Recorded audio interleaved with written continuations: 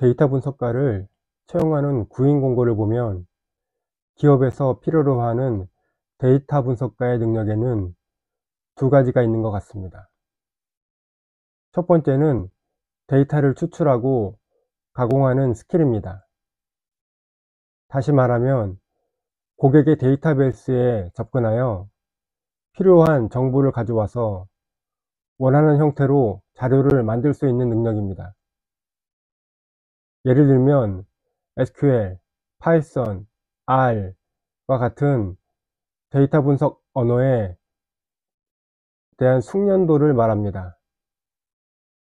AWS, GCP, Azure 같은 클라우드 환경에서 데이터 인프라와 파이프라인을 사용해 본 경험도 필요합니다. 두 번째 능력은 데이터를 정확하게 분석하고 비즈니스에 활용하는 능력입니다.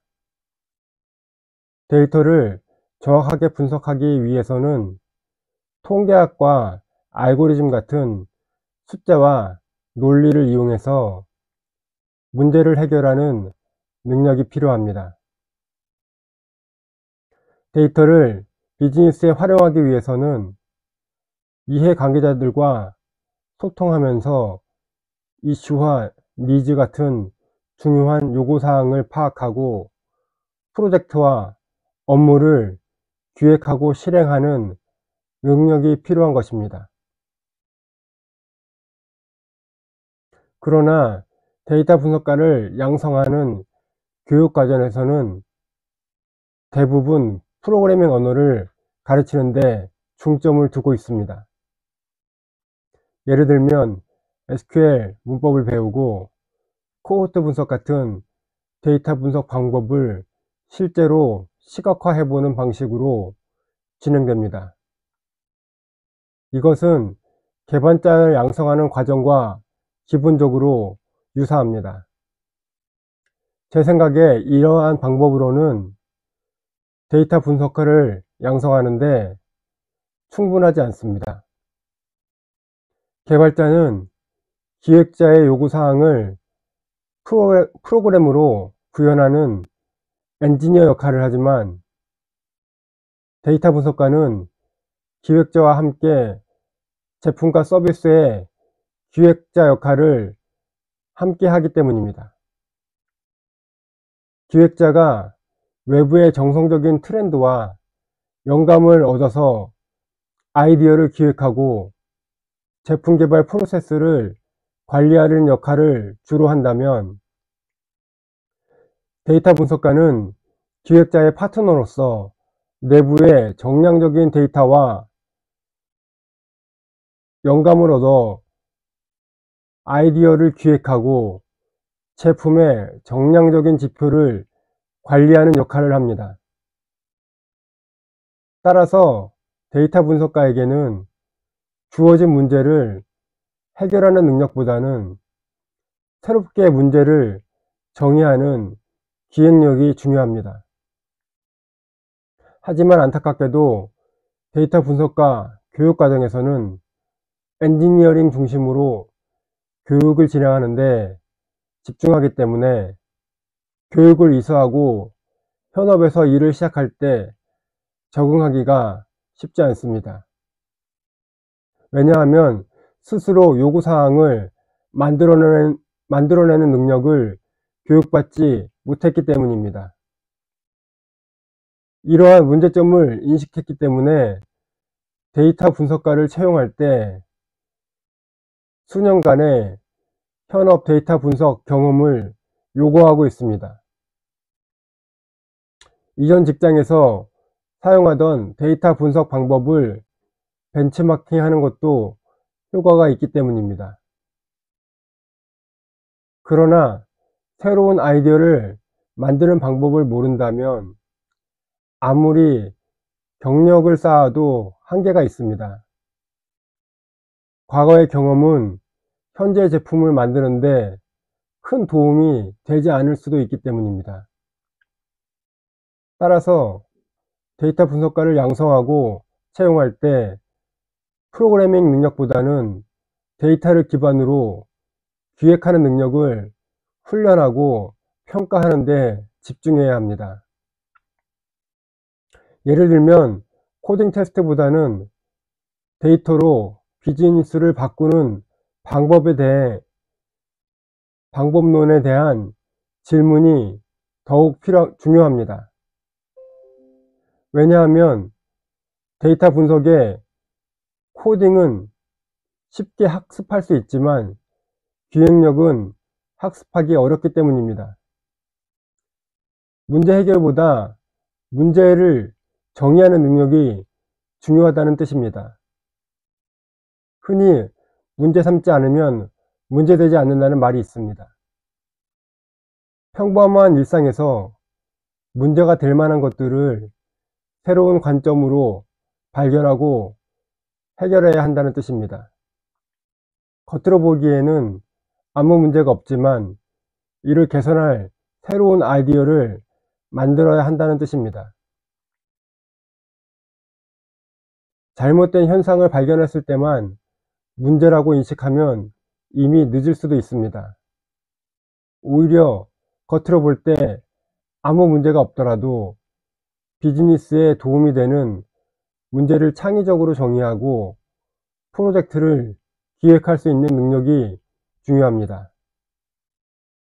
그렇다면 어떻게 이런 능력을 기를 수 있을까요? 기획 능력은 곧 스토리텔링 능력입니다. 스토리텔링 능력을 기르면 좋은 기획자가 될 수 있다는 말입니다. 스토리텔링이란 무엇일까요? 자신의 경력에 대해서 자서서를 쓰는 것을 말하는 것이 아닙니다. 혹은 허구로 이야기를 지어내는 것을 말하는 것도 아닙니다. 이런 것들은 스토리텔링의 아주 일부분일 뿐입니다.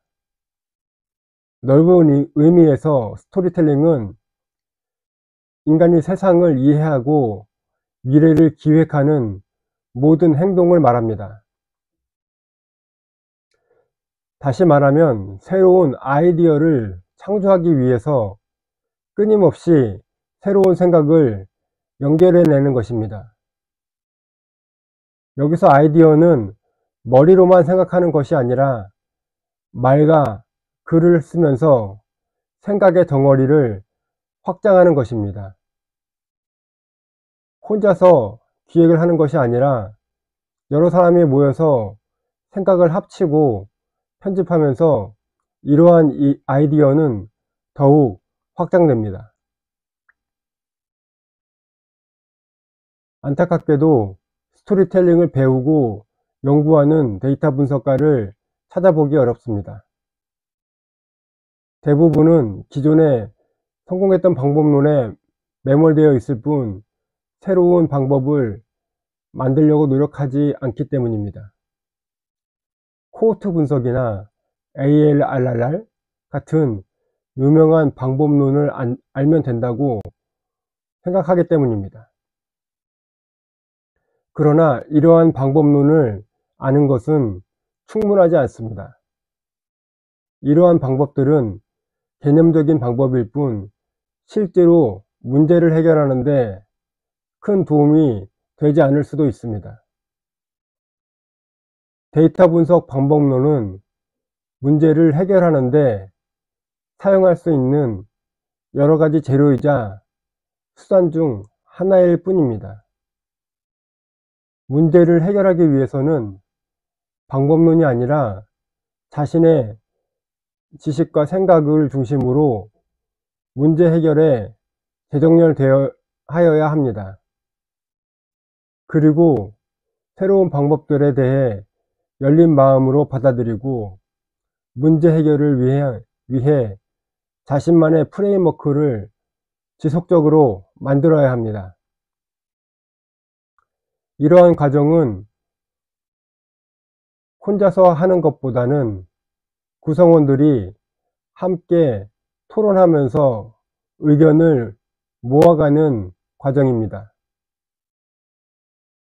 저는 지금까지 데이터 분석을 한 사람 개인의 작업이라고 생각하는 경향이 있었습니다. 그러나 제가 경험해 본 바에 의하면 이렇게 혼자서 일을 하는 것에는 한계가 있는 것 같습니다.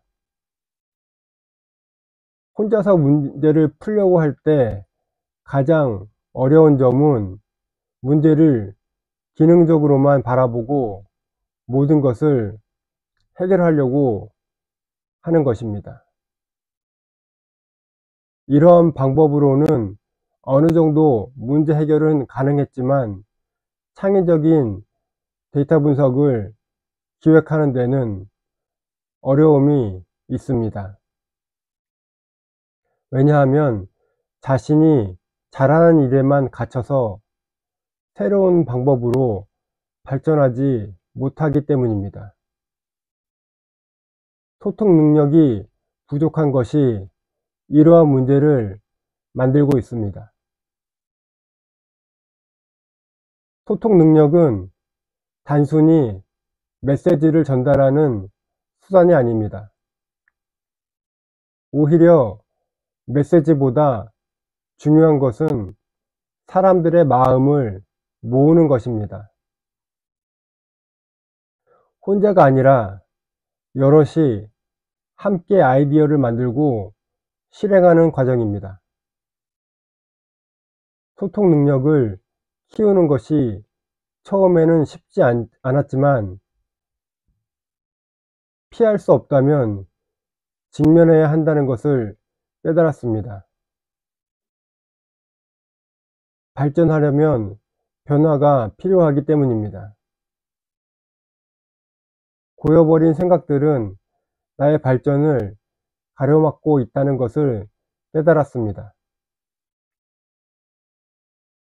오늘은 데이터 분석가의 능력에 대해서 알아봤습니다. 많은 사람들은 데이터 분석가를 컴퓨터 프로그래밍 언어를 사용해서 데이터를 다루는 스킬을 가진 사람이라고 생각합니다. 그러나 유능한 데이터 분석가는 고객의 트렌드와 패턴을 파악하여 비즈니스를 기획하는 역할까지 수행할 수 있어야 합니다. 문제를 새롭게 정의하는 기획력과 스토리텔링 능력이 필요하기 때문입니다. 타인이 만든 데이터 분석 방법을 따라하는 것보다 그것을 넘어서 새로운 제품에 맞는 데이터 분석 프레임워크를 제시할 수 있어야 합니다. 이러한 과정은 데이터 분석과 혼자서는 실행하기 어렵기 때문에 여러 사람들과 함께 기획할 수 있는 의사소통 능력이 필수적입니다. 오늘 제가 드린 말씀이 여러분이 비즈니스를 하시는데 도움이 되었으면 좋겠습니다. 만약 그렇다면 좋아요와 구독 부탁드립니다. 궁금한 점이 있으시면 댓글로 남겨주세요. 제가 아는 선에서 답변 드리도록 하겠습니다. 그럼 오늘도 시청해 주셔서 감사합니다.